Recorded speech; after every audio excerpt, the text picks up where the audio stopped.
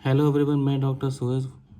Forensic medicine और medical jurisprudence का एक नया टॉपिक जिसका नाम है थैनेटोलॉजी, जिसको हम लोग कॉमनली डेथ भी बोलते हैं।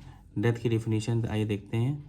Definition of death is irreversible and permanent termination of life. Irreversible जिसको बदला ना जा सके, परमानेंट मतलब अस्थायी रूप से लाइफ का टर्मिनेशन हो जाना। और उसके लिए हम लोग सबूत में क्या देखेंगे, उसका ब्रेन का स्टॉपेज हो जाता है, रेस्पिरेटरी फंक्शंस का स्टॉपेज होता है, कार्डियक फंक्शन का स्टॉपेज हो जाता है। ठीक है। टाइप ऑफ डेथ हम लोग देख रहे हैं। टाइप ऑफ डेथ कितनी, दो प्रकार की बताई गई हैं। मॉलिकुलर डेथ होती है और एक सेलुलर और एक सोमैटिक डेथ होती है और एक मॉलिकुलर डेथ होती है। सोमैटिक डेथ के बारे में देखते हैं। सोमैटिक डेथ क्या है? ब्रेन, हार्ट, लंग्स, इन तीनों को ट्राइपॉड ऑफ लाइफ बोला जाता है। दिस ट्राइपॉड मेंटेन लाइफ, ये ट्राइपॉड लाइफ मेंटेन करता है और हेल्थ को मेंटेन करता है। And when there is a complete termination, और जब इनका कंप्लीट टर्मिनेशन हो जाता है इन तीनों का, यानी इस ट्राइपॉड का, the ability to move and sensitivity, ability to move मतलब बॉडी के मूव होने की क्षमता और उसके सेंस करने की क्षमता लॉस हो जाती है, और इसी को हम लोग सोमैटिक डेथ का सोमैटिक डेथ इसको बोलते हैं। इसको हम लोग क्लिनिकल डेथ भी बोलते हैं। Molecular death, once there is stoppage of vital function, vital function का एक बार बंद हो जाना। वाइटल फंक्शन में आपका ब्रेन का फंक्शन, हार्ट का फंक्शन और कार्डियक फंक्शन आ जाएंगे। तो वाइटल फंक्शन का बंद हो जाना 3 से 4 घंटे बाद their individual death of tissue and cell start हो जाती है। सेल का इंडिविजुअल डेथ स्टार्ट हो जाता है कितने देर बाद? 3 से 4 घंटा। किसके 3 से 4 घंटा? वाइटल फंक्शन के बंद होने के 3 से 4 घंटा। ठीक है। तो उसे हम लोग मॉलिकुलर डेथ बोलते हैं। सेल का डैमेज होना शुरू हो जाता है। कैसे सेल का डैमेज होना शुरू हो जाता है? कोई बॉडी का पार्ट है, लाइक हार्ट है, हार्ट के अंदर बहुत सारा ब्लड भरा रहेगा। कुछ ब्लड उसके लिए होगा, कुछ ब्लड पंप करने के लिए होगा। और एकाएक मरीज का या विक्टिम का या पर्सन की डेथ होती है तो कुछ देर के लिए उसका हार्ट जो है वो वर्क करता रहेगा। वर्क करता मत रहेगा मतलब क्या है कि वो हेल्दी रहेगा। और हेल्दी कैसे रहेगा? उसके अंदर जो उसका खुद के लिए ब्लड होगा, उसके अंदर ऑक्सीजन प्रेजेंट होगी, उसके अंदर न्यूट्रिशंस प्रेजेंट होंगे, वो उसको प्रोवाइड करते रहेंगे और वो कुछ समय तक हेल्दी रहता है। और इसी तरीके से मैंने 2-3 नाम लिखे हैं यहाँ पे। हार्ट की टाइमिंग 4 से 6 घंटा होती है, लंग्स की 4 से 6 घंटा होती है, लिवर की 8 से 12 घंटा, किडनी की 24 से 36 घंटा तक के लिए ये सब हेल्दी रहते हैं। उसके बाद पूरी तरीके से ये डैमेज हो जाता है।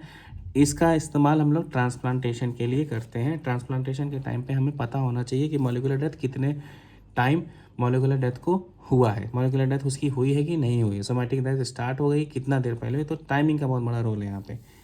डिस्पोजल ऑफ बॉडी और ट्रांसप्लांटेशन के लिए बहुत इंपॉर्टेंट होता है ये। मोड ऑफ डेथ, बाइचेट साइंटिस्ट के हिसाब से मोड ऑफ डेथ 3 टाइप्स की है: कोमा, सिनकोप और एस्फाक्सिया। कोमा मतलब ब्रेन का फेलियर, सिनकोप मतलब सर्कुलेटरी यानी कि कार्डियक फेलियर, और एस्फाक्सिया मतलब कि respiratory failure.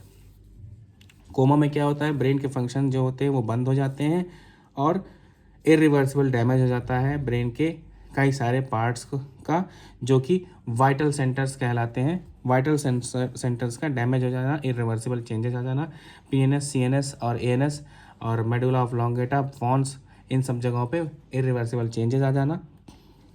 Prolong state of deep unconsciousness and unresponsiveness, prolong state होती है ये। डीप कॉन्शियसनेस मतलब कि पेशेंट जो है वो सोते रहता है, आपको ऐसा महसूस होगा, वो किसी से बात नहीं करेगा, कोई स्टिमुलस पे रिस्पॉन्स नहीं करेगा, गर्म ठंडा, चुभना, चोट लगना, मारना, किसी भी तरीके पे कोई भी रिस्पॉन्स उस पे क्या कहते हैं पेशेंट का नहीं आएगा। उसी को हम लोग डीप अनकॉन्शियसनेस और डीप अनरिस्पॉन्सिवनेस की कैटेगरी में काउंट करते हैं।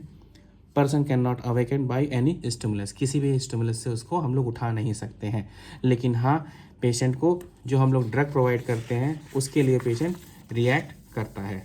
अगर वो रिएक्ट नहीं करेगा तो हम उसे ठीक भी नहीं कर पाएंगे। इसलिए अभी तक जो साइंटिस्टों ने चेक किया है, पाया है, हम लोग जो मेडिकल बैकग्राउंड को हम लोग अगर देखें पीछे जा कर के, तो हर समय जब भी कोमा में पेशेंट रहता है तो वो ड्रग्स के प्रति अपना रिएक्शन शो करता है, उसे एक्सेप्ट करता है। आईवी फ्लूइड्स जो लगते हैं। सिनकोप क्या है? Sudden stoppage of action of heart, heart का सडन स्टॉपेज हो जाना, उसके रिजल्ट कैसे होता कैसे है ये, हाइपोक्सिया और हाइपर परफ्यूजन इसके साथ साथ होते हैं। हाइपर परफ्यूजन क्यों होगा? जब हार्ट का फंक्शन बंद हो जाएगा, हार्ट के फंक्शन को बंद होने पे ब्लड का फ्लो रुक जाएगा या ब्लड का फ्लो स्लो हो जाएगा। स्लो होने की वजह से क्या होगा, ब्लड सफिशिएंट अमाउंट में नहीं पहुंच पाएगा। कहाँ नहीं पहुंच पाएगा? ब्रेन में नहीं पहुंच पाएगा, बॉडी में नहीं पहुंच पाएगा। तो सबसे पहले जब ब्रेन में नहीं पहुंचेगा, ब्रेन के अंदर ऑक्सीजन की कमी आ जाएगी। ऑक्सीजन कमी की वजह से पेशेंट जो है वो फेंट कर जाएगा, बेहोश होगा। बेहोशी के बाद वो उसकी डेथ भी हो सकती है। ये कॉज क्या हो सकता है? हेमरेज, नसें फट गई हो कहीं अंदर की, ब्लीडिंग हो रही है इंटरनल, कार्डिक डिजीज़, हार्ट में कोई प्रॉब्लम है,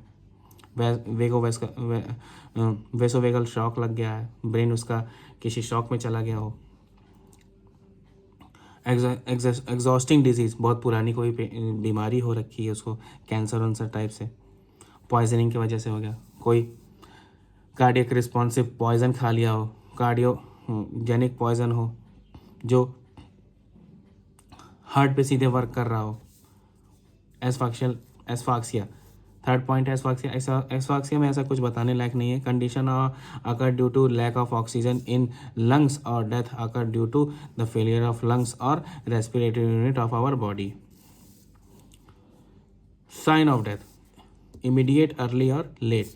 ये 3 साइन है। इस साइन से हम लोग पता करते हैं कि डेथ कितने देर पहले हुई है, कब हुई है, कैसे हुई है। ये बहुत इंपॉर्टेंट इसमें रोल प्ले करता है। तो इमीडिएट साइंस कुछ होते हैं जो कि तुरंत डेथ के बाद आ जाते हैं। अर्ली साइंस 12 से 24 घंटे के बीच में दिखने लगते हैं, बॉडी के ऊपर दिखने लगेंगे। लेट साइन जो होते हैं वो 24 घंटे के बाद अपीयर होना शुरू करते हैं। तो इमीडिएट साइन हम लोग पढ़ लेते हैं। ब्रेन सबसे पहले क्या होगा, ब्रेन में जब ईईजी निकालेंगे, ब्रेन का इलेक्ट्रोएंसेफेलोग्राफ अगर निकालते हैं तो 5 मिनट तक हम लोग लगातार जब उसका ग्राफ निकालेंगे तो देख पाएंगे कि ग्राफ जो है वो पूरा तरीके से फ्लैट हो गया है। कोई चेंजेस नहीं आ रहे हैं ग्राफ में, ना क्रस्ट बन रहा है ना ट्रफ्ट बन रहा है, किसी प्रकार का कोई चेंज नहीं है। फ्लेक्सिबिलिटी नहीं रह जाएगी बॉडी में, रिफ्लेक्स नहीं कोई वो करेगा, रिस्पॉन्स करेगा कि भाई किसी भी रिफ्लेक्स के लिए मैं पेन चिपो दूंगा या उसके अंदर निब अगर मैं पॉइंटेड निब अगर उसको चुभाऊँ तो भी उसे कोई फ़र्क नहीं पड़ेगा, या उसे चाटा मार दे या कोई उसे गर्म छुआ दे, ठंडा छुआ दे, किसी भी तरह कोई रिस्पॉन्स नहीं करेगा। टोनिसिटी उसकी जो होगी वो मसल की रिलैक्स हो जाएगा, मसल उसकी सारी रिलैक्स हो जाएंगी। प्यूपिल जो होगा उसका डायलेट कर जाएगा। टॉर्च जला करके देखेंगे उसकी आँख के अंदर तो प्यूपिल जो उसका है कंस्ट्रिक्ट नहीं होगा। ऐसे नॉर्मल मरीज में अगर आप प्यूपिल टॉर्च जलाएं तो प्यूपिल कंस्ट्रिक्ट डायलेट होता है, कंस्ट्रिक्ट होता है, डायलेट होता है। आप अपना चेक कर सकते हैं खुद भी शीशे के सामने देख करके। दूसरा क्या है? दूसरा हार्ट में हम लोग मूवीज़ में देखते हैं ईसीजी चल रहा है उसकी वेव्स चल रही हैं, एकाएक वेव्स एकदम सीधी हो जाती हैं, बीप ऐसे चलती रहती हैं waves.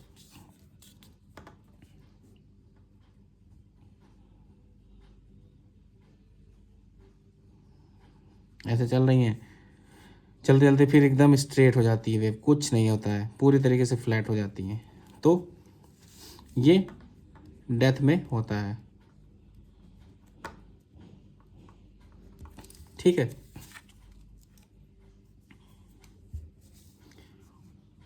No heart beat for 5 minute, 5 minute तक कोई बीट्स नहीं मिलेगी उसको, पल्स एब्सेंट हो जाएगी। Magnus eye card pressure test जो होगा वो फेल हो जाता है, नहीं मिलता है कुछ भी उसमें। तीसरा लंग्स, रेस्पिरेशन भी 5 मिनट तक हम लोग चेक करेंगे, कोई रेस्पिरेटरी इवेंट्स नहीं मिलेंगे, ब्रीदिंग एब्सेंट हो जाएगी, कोई साउंड नहीं मिलेगा। माइनस टेस्ट और विंस्लो टेस्ट जो है वो भी फेल कर जाएगा। अर्ली साइन ऑफ डेथ का अर्ली साइंस क्या है? चेंज इन स्किन में चेंज आ जाना, आइज़ में चेंज आ जाना, बॉडी ठंडी पड़ना, एल्गर मोर्टिस। एनाटॉमी में अपने फर्स्ट ईयर में पढ़ा होगा एल्गर मोर्टिस के बारे में। Postmortem staining, postmortem lividity, blood का जो पूरा जो ब्लड है वो एक साइड को जा कर के सिंक होने लगेगा, एक जगह जा कर के बैठना शुरू कर देगा। Change in muscle rigor mortis, ये भी 11th अरे आयुर्वेद के फर्स्ट ईयर में आपने पढ़ा होगा एनाटॉमी में। लेट साइन ऑफ डेथ, ये सारी पॉइंट्स अभी मैं समझाऊंगा। Late sign of death, this sign take 24 hour to develop, it includes putrefaction, adipocere और ममिफिकेशन। तो आइए देखते हैं सेकेंड पार्ट जो कि है अर्ली साइन ऑफ डेथ। पहला इसमें देखेंगे change in skin, lost of elasticity of skin, skin की इलास्टिसिटी खत्म हो जाएगी, स्किन टाइट होना शुरू कर देगी। डेथ पैलॉर, डेथ पैलॉर मतलब कि जो उसके स्किन का कलर होगा वो पेल ऐश वाइट फेस का वाइट कलर का इसका फेस हो जाएगा, इसकी बॉडी होने लगेगी धुंधला सफ़ेद, मटमैला सफ़ेद होने लगेगा। लिप्स इसकी डार्क हो जाएगी क्योंकि लिप्स ड्राई होना शुरू कर जाएगी इसकी। सेकंड क्या है, चेंजेस इन आइज़, आइज़ में क्या चेंजेस आएगा, प्यूपिल डायलेट हो जाएगा क्योंकि आयरिस मसल जो है वो रिलैक्स हो जाएगी।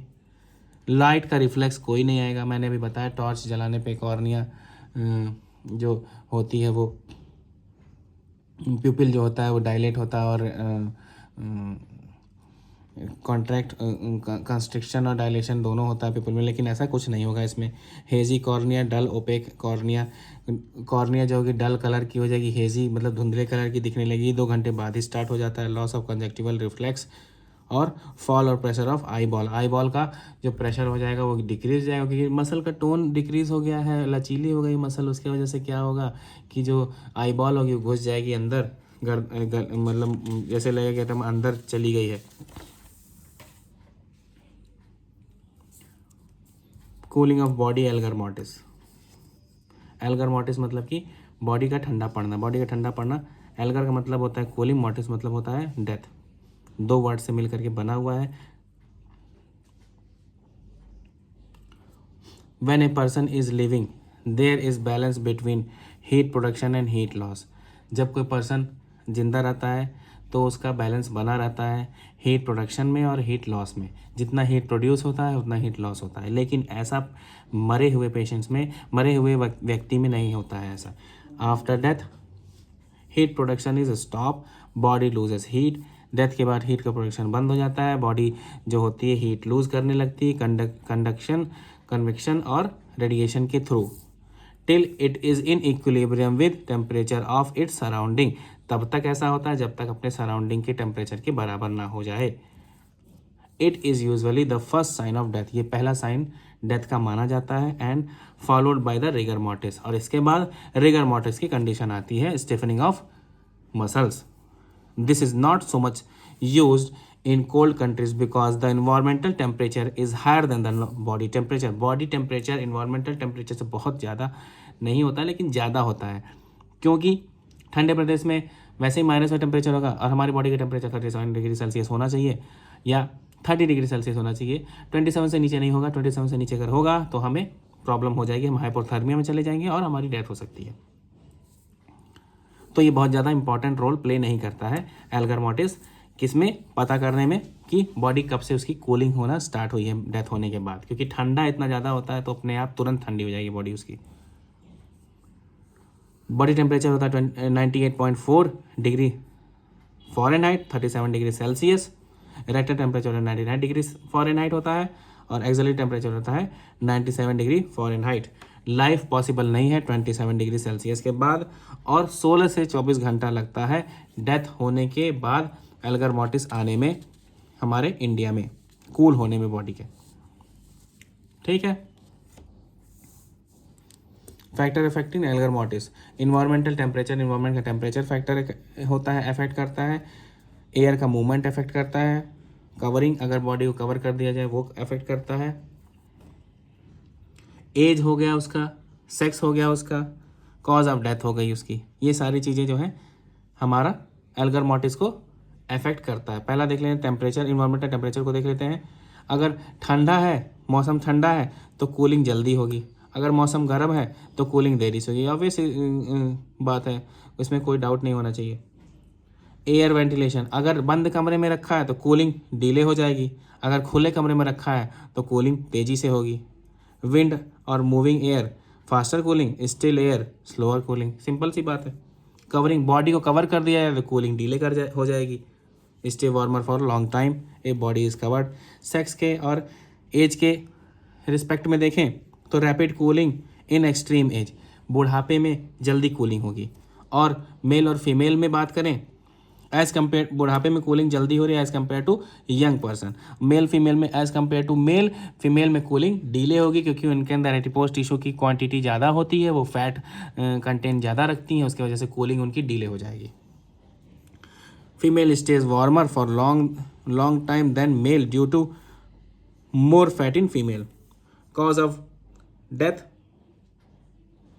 सेप्टिसीमिया, एस्फाक्सिया डेथ और स्ट्रोक, इन सब में जो बॉडी होती है वो लॉन्गर टाइम तक वार्म रहती है।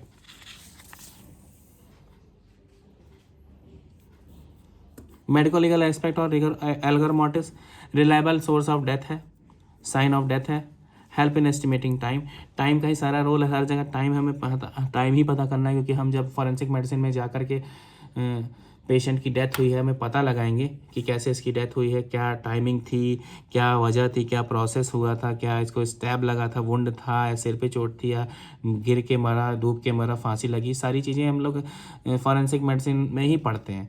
तो इसलिए हमें टाइम का बहुत ज़्यादा इंपॉर्टेंस होता है, टाइम बहुत इंपॉर्टेंट रोल प्ले करता है। एक्सहूमेशन एक प्रोसेस होता है जो कि कब्र से खन करके बॉडी को निकालना, वो अभी मैं टॉपिक वो भी डाल दूंगा आगे चल करके। तो उसमें क्या होता है, उसमें टाइम का बहुत बड़ा रोल होता है। तो उसमें एल्गर मोर्टिस या रिगर मोर्टिस ये तो वैसे नहीं होता है, पता चलता है, बट स्टार्टिंग में अभी पेशेंट की डेथ हुई है 4 ही घंटा हुआ है तो पता चलेगा कि अगर एल्गर मोर्टिस उसका कंप्लीट हो गया है, रिगर मोर्टिस स्टार्ट हो गया है, तो हम बता पाएंगे 3 से 4 घंटा हुआ है इसको डेथ हुई इसकी।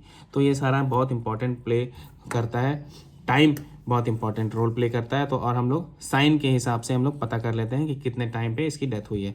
Rapid cooling delays the process of rigor mortis and decomposition, cooling जल्दी होगी तो रिगर मोर्टिस लेट हो जाएगा और डिकम्पोजिशन भी, उसके सड़न भी बॉडी की लेट हो जाएगी।